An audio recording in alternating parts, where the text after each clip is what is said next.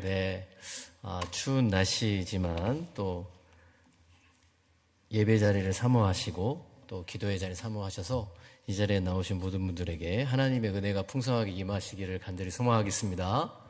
네, 소개해 주신 대로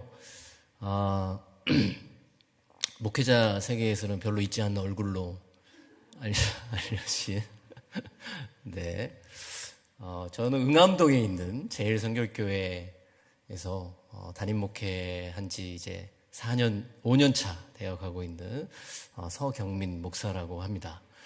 우리 서울 서지방에서 어른 중에 어른이신데 우리 조정건 목사님이 말씀을 전하라고 갑자기 전화를 주셔가지고 이게 웬 횡재야? 라는 생각보다는 큰일이다. 그래서 설교를 잘하시기로 유명하신 목사님이시기 때문에 그러나 또 하나님이 또 계획이 있으셔서 저를 불러주셨다고 믿습니다. 또 이 시간 하나님이 주시는 그 말씀 가운데 우리가 같은 은혜를 함께 나눴으면 좋겠습니다. 아멘. 네, 마음을 열어주십시오. 네, 처음 보는 목사가 와서 말씀 전하지만 이 시간 가운데 또 하나님의 음성이 들려주시기를 간절히 소망해 봅니다. 에녹이라는 사람을 떠올리시면 어떤 이미지가 생각나시나요? 에녹. 죽음을 보지 않고 하늘로 올린 사람. 혹시 요 근래 있었던 트로트 경연대회 에녹이라고 하는 가수를 아십니까? 아시는 분 있죠? 네, 저 고등학교 동창입니다. 뮤지컬 가수로 유명한 친구인데 갑자기 트로트 경연대회에 나왔더라고요. 뭔가 되게 공감대를 불러일으키려고 이걸 야심차게 준비해 왔는데 별로 아시는 분은 없는 것 같습니다. 네, 에녹이라는 가수를 별로 모르시는군요. 네. 하늘로 죽음을 보지 않고 올린 사람 에녹. 그래서 뭔가 신비할 것 같고 또 이 에녹이라는 사람을 생각해 보면 이 인물 속에 담긴 그의 삶은 뭔가 특별할 것 같은 생각이 들곤 합니다. 그런데 성경에 우리에게 보여주고 있는 에녹의 이 삶은 그러나 지극히 평범해 보이기도 합니다. 오늘 우리가 읽은 이 히브리서라고 하는 이 성경은요, 유대교를 믿고 있던 유대인들 중에 예수님을 영접함으로 그리스도인이 된 유대인들을 향해서 쓴 편지입니다. 로마 시대에 기독교인들을 얼마나 많이 박해했습니까? 여러분들이 역사적 이 사료들을 보시게 되면 불에 태워서 죽이기도 하고 사자 밥으로 죽이기도 하고 다양한 잔인한 방법을 동원해서 기독교인들을 박해했습니다. 그래서 유대교로 다시 돌아가려고 하는 유대인이면서 그리스도인들이 생겼어요. 그러면 살려주거든요. 그런 유대인이면서 그리스도인들을 향해서 믿음을 굳건히 붙잡으라고 하는 권면의 말씀, 하나님의 능력의 말씀을 전하고자 기록된 성경이 히브리서라고 하는 성경입니다. 그 중에 히브리서 11장은 여러분 잘 아시는 것처럼 믿음장으로 알려진 믿음의 영웅들의 모습을 기록해 놓은 장이 히브리서 11장이죠. 근데 그 한복판에 너무나 평범해 보이는 에녹이라는 사람이 기록되었다라는 겁니다.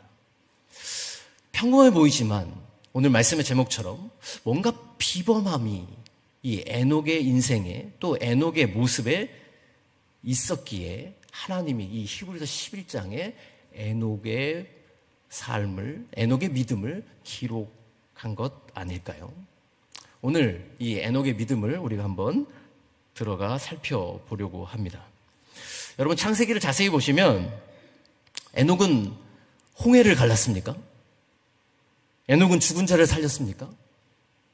에녹에게서는 어떤 거대한 기적이라고 하는 역사는 별로 없습니다. 그냥 그저 자녀를 낳았고 또 우리와 똑같이 뭔가 일터에 나가서 땀을 흘리며 일했던 평범한 사람 중에 한 사람이었습니다. 그러나 그를 보며 오늘 성경은 놀라운 선언을 하죠. 하나님이 그를 기뻐하셨다. 오늘 본문의 5절 말씀을 우리 다시 한번 읽어볼까요? 오늘 5절 다시 읽어보겠습니다. 시작.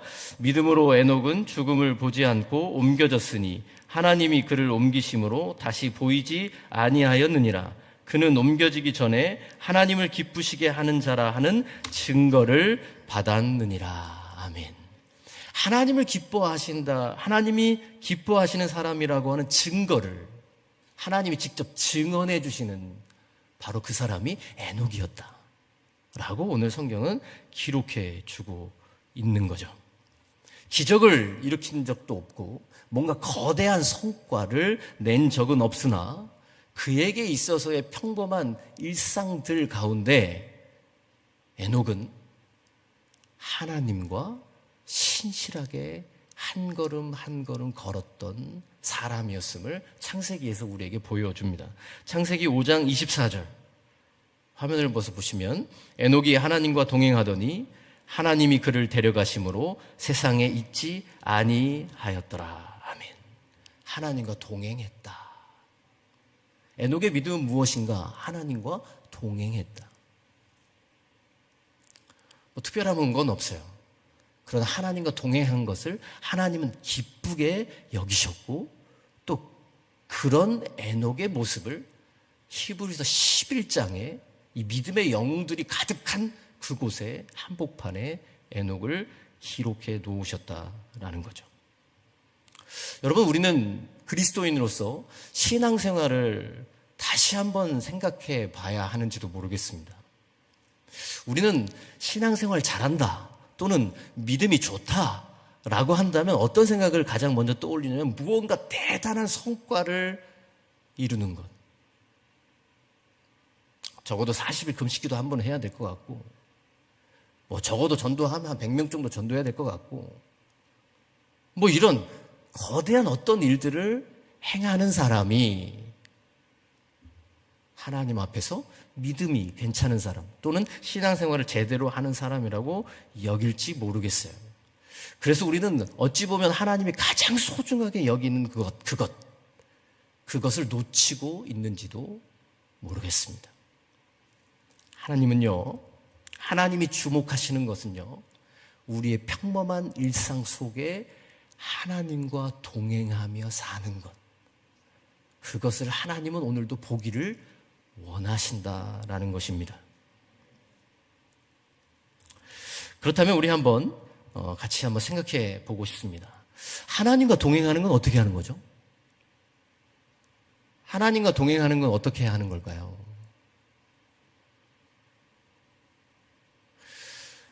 우리가 이 운동회 같은 때 2인 삼각경기 해보셨죠? 화면에 이미지를 한번 띄워보시면 뭐 이렇게 하는 거 어느 정도 알고 있지 않습니까? 다음 사진을 보시면 AI한테 하나님하고 에녹이랑 2인 삼각하는 거 그려줘 했더니 이렇게 그려줬습니다. 네. 어떻게 하는지 머릿속에 이 이미지를 좀 담아주시고 하나님과 동행하는 건 어떻게 하는 건가? 하나님과의 동행의 조건을 3가지로 한번 생각해 볼 수 있습니다. 첫 번째 동행의 조건은 속도 맞추기입니다. 속도 맞추기. 여러분, 2인 삼각 경기를 머릿속에 생각하시면서 이야기를 함께 나누고 싶다고 말씀드렸습니다. 함께 속도를 맞춰야 나아갈 수 있습니다. 한 사람이 좀 더 속도를 내면 넘어져요. 그렇죠? 경험해 보신 적 있으시죠? 그래서 어른과 아이가 같이 2인 삼각을 하게 되면 거의 끌려가다시피 또는 이게 속도가 안 맞기 때문에 균형을 잃어버리기도 하죠. 하나님의 속도에 우리가 맞춰야 하나님과 동행할 수 있어요. 하나님이 뛰어가시면 그때 우리도 같이 달려가는 거고 하나님이 멈추시면 우리도 멈춰야 하는 것. 그런 속도를 맞출 때 하나님과 동행을 할 수 있다는 거죠. 동행의 2번째 조건은 방향 맞추기입니다. 두 사람이 각각 다른 방향을 향해서 나아가면 또 같이 나아갈 수가 없어요. 그래서 성경은 이렇게 말씀하기도 합니다. 아모스서 3장 3절 말씀에 보면 두 사람이 뜻이 같지 않는데 어찌 동행하겠으며. 하나님과 같은 방향을 맞춘다라는 건 어떤 의미냐면 하나님의 뜻을, 하나님의 마음을 알고 우리도 하나님의 시선이 닿아 있는 그곳을 우리도 같이 바라볼 때 하나님과 동행할 수 있다. 동행의 두 번째 조건은 방향 맞추기입니다. 세 번째, 이 동행의 세 번째 조건은 가장 중요하다고 말할 수 있는데요. 신뢰하기입니다. 신뢰하기. 이게 무슨 의미냐면 내가 하나님과 함께 걸어가는 것, 내가 하나님과 함께 인생을 살아가는 것, 그것이 가장 좋은 선택이라고 하는 확신, 신뢰가 있어야 하나님과 함께 가려 한다는 거죠. 아니, 하나님과 함께 가면 항상 고생뿐이야. 하나님과 함께 동행하면 맨날 고통만 오던데? 라고 하는 생각만 있다면 어떻게 하나님과 동행하려 하겠습니까? 근데 우리의 마음속에 하나님과 함께하면 그 선택이 가장 좋은 선택이더라 라고 하는 확신이 있을 때 우리는 하나님과 동행할 수 있다라고 하는 사실입니다. 여러분, 그래서 이 동행이라고 하는 것, 하나님과 동행한다라고 하는 것은 이벤트가 아니라 지극히 평범한 일상 속에서 지속적으로 하나님을 기억하는 행위입니다. 동행이 뭐라고요? 일시적인 이벤트가 아니고 우리의 평범한 일상 속에서 지속적으로 하나님을 기억하는 것. 그것이 하나님과 동행하는 것입니다. 여러분, 요즘 청년 세대가 참 어렵다고들 합니다. 취업도 어렵고 또 미래가 불투명하고 불확실성이 너무나 많은 이 시대에 청년들이 살아가기가 너무 어렵다고 합니다. 그런데 미래를 준비하며 살아가는 그 일상은 또 얼마나 지루합니까? 똑같은 걸 계속 반복하는 것 같아요. 아니, 또 우리 부모님들도 마찬가지죠. 아이들을 키우고 계시는 부모님들 생각해 보시면 매일이 거의 똑같아요. 아이가 어리면 어릴수록. 또 우리 노년을 살아가시는 권사님, 장로님들은 뭐 다르신가요? 우리의 삶이 똑같은 어떤 루틴을 반복하는 듯한 삶을 살아갈 때도 많다는 거죠. 그러면 우리는 어떤 생각이 밀려오기 시작하냐면 내 인생의 가치가 별로 없다라고 느낄 때가 많다는 거예요. 똑같은 걸 반복하는 내 인생이 뭐 그리 중요한가? 라고 하는 생각을 품을 수도 있다는 거죠. 그런데 하나님이 우리에게 말씀하십니다. 그 반복적인 일상 속에 하나님과 동행하는 그 평범함은 더 이상 평범함이 아닌 하나님이 함께 하시는 비범함이라고 우리에게 말씀하신다는 거예요. 여러분, 반복적으로 행하는 그 모든 일도 하나님이 그곳에 함께 하실 때 여러분의 일상은 너무나 고귀하고 존귀하고 가치 있고 소중함을 분명하게 깨달으실 수 있기를 예수님의 이름으로 축복합니다. 여러분, 신앙생활, 아니 교회 안에서 행하는 모든 것들도 마찬가지예요. 뭔가 우리가 봉사를 하고 일주일마다 반복적으로 예배를 드리고 또 섬기는 일을 또 반복하고, 근데 그걸 계속 오랫동안 해오다 보면 이렇게 한다고 뭐가 일어나는가? 이렇게 한다고 뭐가 변화가 있는가? 우리 안에 뭔가 무기력감도 찾아오고 그것에 대한 가치를 잊어버릴 때도 있단 말이죠. 그러나 그곳에 하나님이 함께 하시면, 하나님과 동행하시는 여러분의 일상은 너무나 소중한 가치가 풍성하다는 것을 깨달아야 함을 오늘 우리에게 말씀해주고 있다는 겁니다. 여러분, 그것을 잊지 마십시오.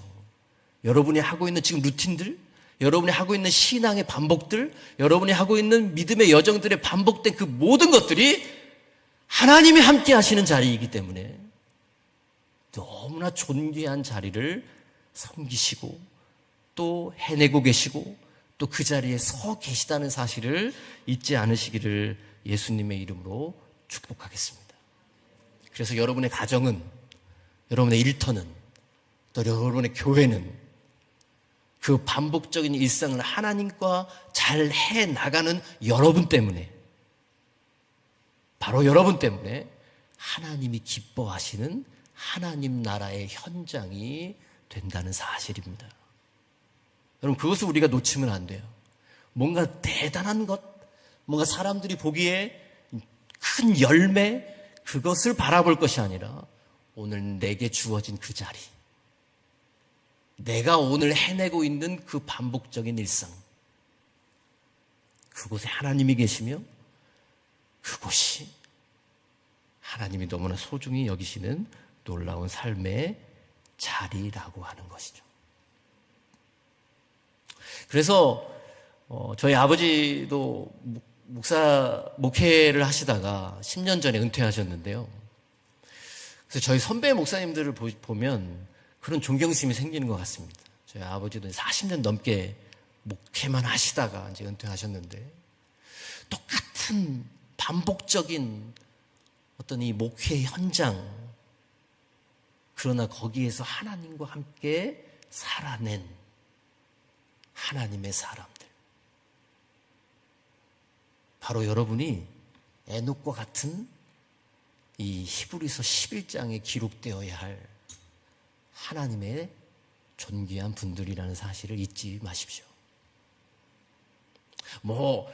간증 집회 다니는 누구, 전도왕 누구, 이런 분들만 대단한 분이 아니에요. 유명한 어떤 사람이 나와서 자신이 크리스찬임을 드러내면서 간증하고 이런 분들만 하나님이 기뻐하실까요? 아니요, 오히려 저는 여러분 같은 평범한 일상 속에서 하나님을 붙잡는 분들을 더욱 하나님이 기뻐하신다고 믿습니다. 자, 그런데 우리 스스로를 한번 잘 들여다보시죠. 우리는 일상 속에서 정말 하나님과 동행하고 있습니까? 우리 반복적인 우리 삶의 자리에서 하나님을 정말 기억하고 있습니까? 우리 스스로에게 조용히 한번 질문을 던져봅시다. 말씀을 준비하면서 저 스스로에게 한번 질문해봤습니다. 근데 예스라고 하는 답이 쉽게 팍 안 나오더라고요. 저의 반복된 일상 속에 하나님을 기억하지 못했던 시간들도 매우 많았음을 고백할 수밖에 없었습니다. 그런데 놀라운 건 이 에녹이라는 사람은 300년을 하나님과 동행했다, 이렇게 성경에서 기록하거든요. 자그마치 300년을 하나님과 동행했다. 과연 그 비결은 무엇일까요? 오늘 성경은 그 비결은 바로 이 에녹이 가졌던 믿음이라고 말하는데, 그러면 에녹이 가진 그 믿음은 어떤 믿음이었을까요? 오늘 우리가 읽은 본문을 통해서 그것을 한번 확인해 보고 싶습니다. 6절 말씀, 오늘 본문의 6절 말씀, 우리 성경을 보면서 같이 한번 읽어보겠습니다. 시작. 믿음이 없이는 하나님을 기쁘시게 하지 못하나니 하나님께 나아가는 자는 반드시 그가 계신 것과 또한 그가 자기를 찾는 자들에게 상 주시는 이심을 믿어야 할지니라. 아멘. 에녹이 가졌던 믿음을 두 가지로 설명합니다. 그 믿음의 특징의 두 가지, 첫 번째는 무엇입니까? 하나님이 살아계심을 믿었다라는 겁니다. 하나님이 살아계심을 믿었다. 여러분, 하나님이 살아계심을 믿는다라고 하는 의미는 뭘까요? 하나님의 존재 자체를 인정한다라고 하는 의미일까요? 그런데 성경은 우리에게 또 한 가지 보여주는 것이 있는데, 야고보서 2장 19절 말씀에 보면 이런 말씀이 있어요. 우리 같이 읽어볼까요? 시작. 내가 하나님은 한 분이신 줄을 믿느냐? 잘하는구나. 귀신들도 믿고 떠느니라. 하나님의 존재를 인정하는 것은 귀신들도 하는 일이라는 거예요. 그렇다면 하나님이 살아계신 것을 믿는다라는 것은 무엇이냐면, 여러분이 출근하는 그 자리에, 여러분이 밥을 짓고 있는 그곳에, 여러분이 아이를 양육하고 지쳐서 쓰러져 있는 그 거실에, 그곳에도 하나님이 계시다는 것을 믿는 것, 그것이 하나님이 살아계심을 믿는 거예요. 하나님의 존재 자체를 인정하는 건 마귀도 하는 일이에요. 하나님의 살아계심을 믿는다는 건 내가 있는 모든 곳에 하나님이 내 곁에 계신다. 하나님이 나와 함께 하신다.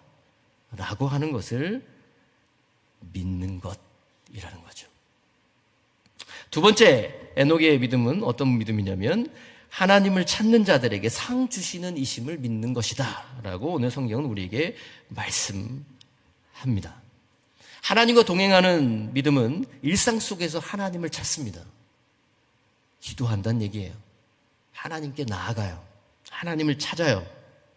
이 하나님을 찾는다라고 오늘 6절에 기록된 이 헬라어 원문을 보시게 되면 지속적인 행동을 가리킬 때 쓰는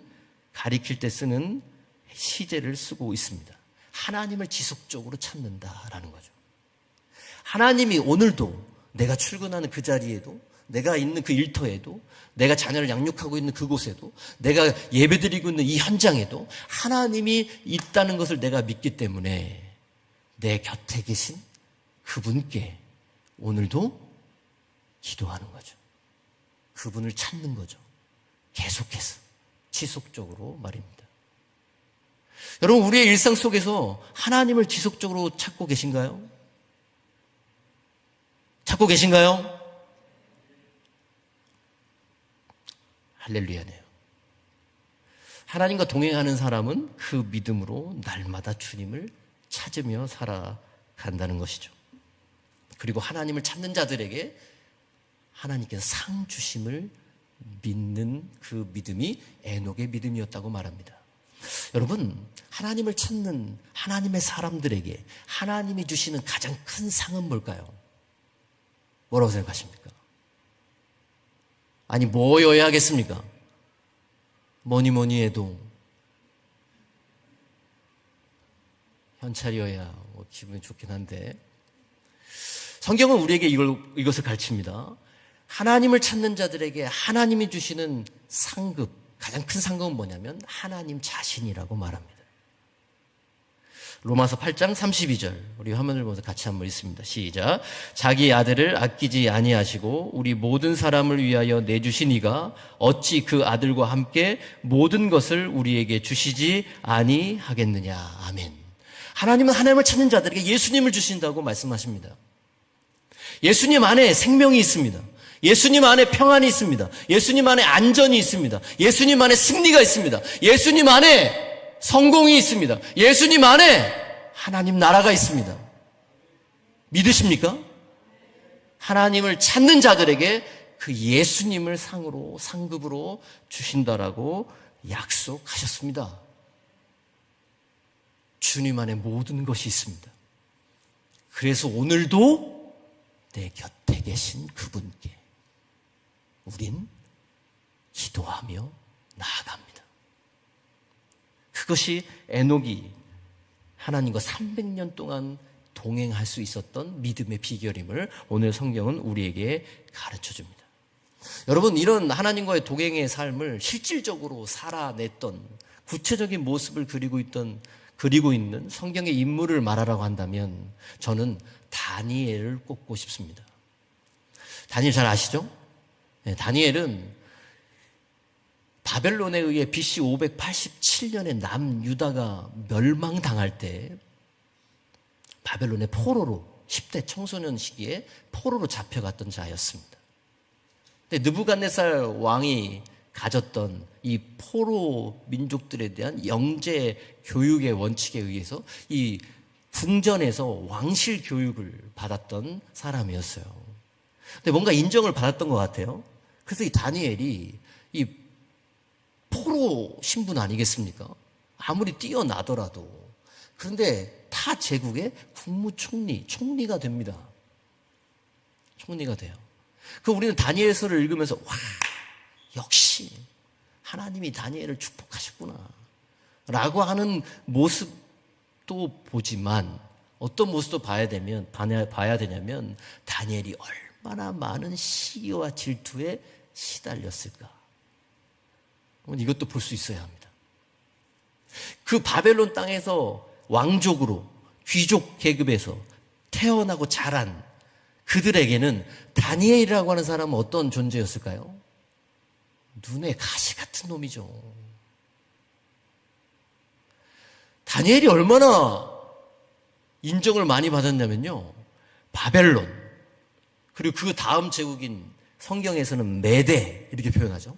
그리고 또 그 다음 제국인 바사, 우리 일반 세계사로 치면 페르시아, 이 제국이 바뀌는 가운데도, 그러니까 정권이 바뀌는 가운데도 총리를 그대로 이어서 합니다. 그래서 성서학자들에 의하면 약 70년간, 이런 표현 써서 죄송합니다, 총리를 해 드셨어요, 혼자. 그 얼마나 시기 질투의 대상이었겠어요. 제일 끌어내려야 되는데, 쟤만 없으면 저 자리에 내가 올라갈 수 있는데, 수많은 시기와 질투에 시달려야만 했습니다. 그래서 어떤 일이 발생했냐면, 성경에 기록되죠. 다리오 왕 때 이들이 계략을 짭니다. 아무리 흠집을 찾으려고 해도 다니엘에게는 흠집이 없었어요. 근데 딱 하나 알게 되는 거죠. 저가 하나님이라고 하는 여호와께 기도하는 사람인 것을 알아냈어요. 그래서 왕께 이런 간청을 합니다. 왕이시여, 앞으로 30일 동안 왕 이외에 다른 존재에게 기도하는 자가 있다면 사자굴에 집어쳐 넣으시죠. 당신이 이 제국의 1인자 아닙니까? 어디서 다른 존재에게 기도를 합니까? 왕이 또 이 말에 또 귀가 솔깃해가지고 도장을 찍습니다. 그래, 좋아. 탕. 근데 오늘 성경에서는 이 다니엘이 어떤 모습을 보여줍니까? 다니엘서 6장 10절 말씀 같이 있습니다. 시작. 다니엘이 이 조서에 왕의 도장이 찍힌 것을 알고도 자기 집에 돌아가서는 윗방에 올라가 예루살렘으로 향한 창문을 열고 전에 하던 대로 하루 3번씩 무릎을 꿇고 기도하며 그의 하나님께 감사하였더라. 아멘. 왕의 조서에 도장이 찍힌 것을 알면서도 기도했다. 하나님을 찾았다. 근데 중요한 이 표현을 우리가 잊지 않아야 됩니다. 어떻게 기도했다고요? 전에 하던 대로. 다니엘이 지금 위급한 상황이 됐으니까 하나님께 부르짖어야지 라고 기도를 시작한 게 아니었음을 성경은 우리에게 보여주는 거죠. 그는 위급한 상황에서도 또한 평범한 평안한 상황 속에서도 꾸준히 지속적으로 하나님 앞에 기도해왔던, 요즘 우리의 표현을 쓰자면 거룩한 습관 속에서 하나님을 끊임없이 찾았던 사람이었다는 거죠. 그래서 자신의 생명의 위협을 받을 수 있음에도 불구하고 기도하던 것을 멈출 수가 없었습니다. 여러분, 왜 기도하기를 멈추지 않았을까요? 그 첫 번째 이유를 우리가 가장 분명하게 붙잡아야 한다고 생각합니다. 그게 뭐냐면, 내가 포로로 잡혀온 이 바벨론 땅에도 하나님이 계신다. 그것을 믿었어요. 그것을 붙잡았어요. 지금 사자굴에 떨어질 수 있는 위협 이 한가운데도 하나님이 계신다. 다니엘은 이것을 믿었습니다. 그래서 하나님을 찾는 기도를 멈추지 않았습니다. 여러분, 이 다니엘의 사건의 결과를 아실 겁니다. 하나님이 이 사자들의 입을 봉인하심으로 다니엘을 살려내시죠. 다니엘을 더 존귀케 하시죠. 하나님이 저와 여러분의 삶에도 동일하게 역사하심을 믿으실 수 있기를 예수님의 이름으로 축복하겠습니다. 우리가 날마다 하나님을 찾을 때 하나님은 우리의 모든 상황, 우리의 모든 일상 속에 함께 하시면서 다니엘에게 일하셨던 것처럼 우리를 살리시고 우리를 높이시고 우리를 지키시고 우리를 살려내시는 하나님의 역사를 오늘 우리에게도 일하시고 계심을 놓치지 않으시기를 예수님의 이름으로 축복하겠습니다. 성경의 말씀이 그냥 기분 좋으라고, 저와 여러분 그냥 한번 위로받으라고, 저와 여러분 그냥 한번 기분 업 시키라고 주시는 말씀이 아니신 것도 잘 아시죠? 말씀은 능력이 있어요. 말씀은 우리의 심령을 쪼개기까지 하세요. 말씀은 우리의 상한 심령을 고치세요. 말씀은 우리의 상황까지도 하나님이 만지세요. 하나님의 역사는, 하나님의 말씀의 역사는 그와 같습니다. 여러분, 다니엘의 그 말씀을 믿는 자는 여러분의 일상 속에 사자 입을 가리시는, 봉인하시는 하나님의 능력의 역사가 우리의 삶에도 나타날 줄 믿습니다. 그 믿음을 변함없이 살아가는 것이 일상을 하나님을 찾으며 살아간 다니엘, 에녹의 믿음이었음을 기억하실 수 있기를 예수님의 이름으로 축원합니다. 저의 삶에도 정말 뼈아픈 이 하나님과의 동행의 수업 시간이 있었습니다. 말씀드렸던 것처럼 저는 목사의 아들로 태어나서 교회에서 자랐습니다. 또 이 어깨너머로 아버지가 목회하시는 것을 이렇게 봐왔기 때문에 제가 목사가 됐을 땐 나는 다를 것이다. 본 것도 많고 또 간접 경험한 것도 많기 때문에 제가 이 강단에서 거룩하신 하나님의 말씀을 들고 강력하게 선포하면, 하나님의 말씀을 전하면 여기 계신 모든 성도님들이 단번에 다 쓰러질 줄 알았어요. 근데 아무도 안 쓰러지셨고 제가 쓰러졌습니다. 제가 전임 사역을 시작한 지 쓰러지기까지 뭐 얼마 걸리지도 않았습니다. 2년차, 딱 2년차 되던 해에 몸이 좀 아파가지고 열이 나고, 그래서 이 검사를 받는 와중에 막 피 뽑고 막 그러잖아요. 막 검사를 받는 장에 이 쇼크가 왔습니다. 제가 심정지가 왔어요. 그래서 그 층에 모든 의사와 간호사들이 달려들어서 저한테 CPR을 하고, 저의 기억은 어디까지냐면 쇼크가 딱 시작되면서 숨이 안 쉬어집니다 라고 하면서 쓰러졌어요.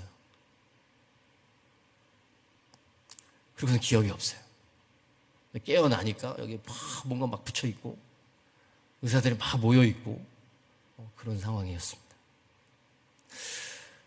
본 것도 많고 경험해본 것도 많고, 그리고 나름 지금 안 믿으실지 모르겠지만 제가 해병대 나왔거든요. 또 해병대 중에서도 수색대라는 데를 나왔습니다. 나름 체력도 자신이 있었고 또 의지력도 세다라고 생각했고, 그런데 전임 사역을 시작한 지, 부교육자 사역을 시작한 지 2년차 되던 해에 바로 쓰러졌어요. 이 병원에 일주일 동안 입원하면서 하나님 앞에 이렇게 기도했던 것 같습니다. 하나님, 전 이제 끝났나요? 하나님, 전 이제 끝난 건가요? 근데 하나님으로부터 세미한 음성이 들렸던 것 같아요. 하나님은 저에게 질문하셨습니다. 경민아, 너 나 믿니? 너 나 신뢰하니? 내가 너한테 맡긴 사명은 너 혼자 하라고 맡긴 게 아니야. 나랑 같이 하는 거야. 라고 하는 하나님의 음성이었어요. 근데 일주일 동안 참 많이 울었던 것 같습니다. 나름 자신감이 막 넘쳐가지고 하나님의 일을 한다고 했지만 저의 욕심을, 저의 능력을 발휘하는 어떤 현장으로 그렇게 생각하고 있었던 저의 민낯을 보게 된 거죠. 그 시간을 보내면서 하나님이 저를 다시 일으켜 주셔서 제가 쓰러졌던 그 교회에서 11년 사역하고, 그리고 지금 제일교회에 부임했습니다. 정말 쓰러질 때 그 당시에는 나는 이제 목회할 수 없겠구나. 목사로서 자격이 없다. 능력도 없구나. 나는 실패했다. 라고 하는 생각에 꽉 들어차서 아무것도 할 수 없었을 것 같았습니다. 그런데 하나님이 지금 내가 회복해야 되는 것이 무엇임을 깨닫게 하셨어요. 너 왜 나랑 동행하려고 안 하냐? 나는 너에게 대단한 성과를 요구하고 있는 게 아니다. 나는 너와 함께하고 싶다. 라고 하는 하나님의 음성이었습니다. 사랑하는 성도 여러분, 하나님은 여러분에게 슈퍼맨이 되라고 요구하시는 게 아닙니다. 거창한 성공을 이뤄야만 하나님이 우리를 기뻐하시는 게 아닙니다. 반복되는 출근길 지하철에서, 그리고 아이를 양육하는 그 가정의 자리에서, 또 긴장 속에서 맡겨진 일들을 감당해내는 그 자리에서, 주님, 오늘 내가 너무 힘이 듭니다. 제 손을 좀 잡아주십시오. 하나님은 그 기도를 듣고 싶어 하십니다.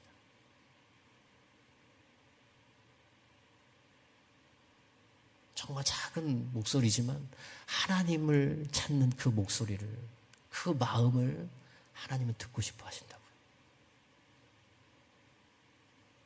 제가 뭘 이루면 뭘 더 이루겠습니까? 하나님 앞에서. 제가 이룰 수 있는 게 뭐가 있습니까? 하나님이 이루시는 건데,